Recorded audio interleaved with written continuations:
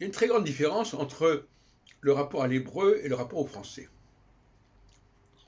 Et, et les gens qui n'ont pas appris l'hébreu ont une vision très particulière et très limitée du problème.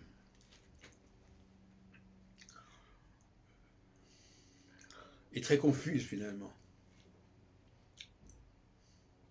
En réalité, on part toujours de l'oralité, de toute manière.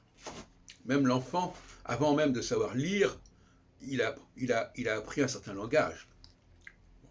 Lire, écrire. Et ce langage, il va le retrouver dans l'écrit. Il va chercher à le retrouver.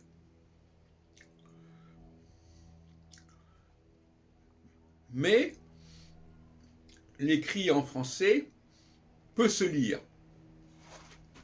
C'est ça le problème.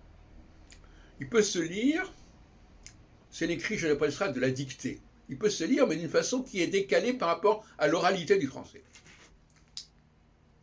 Alors qu'en hébreu, si je lis l'hébreu, c'est aussi la façon dont je le parle. Il n'y a pas de décalage. Alors, pourquoi est-ce qu'il y a ce décalage en français? Et qu'est-ce que ça signifie?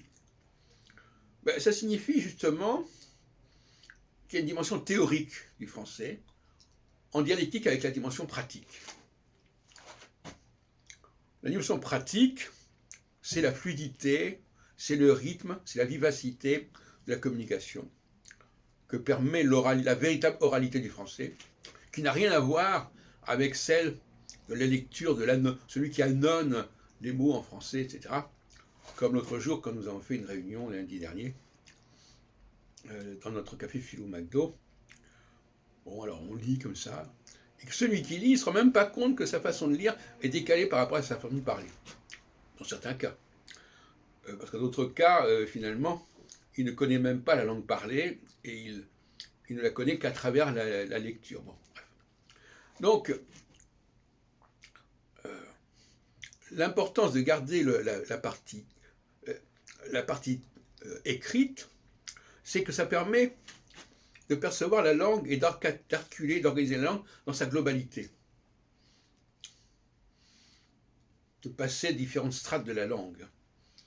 Alors que la partie orale, finalement, par sa particularité, ne permet pas ce genre de circulation au sein de la langue. Paradoxalement, l'écrit permet de circuler dans la langue et l'oralité permet de circuler avec la langue. Ce n'est pas tout à fait la même chose.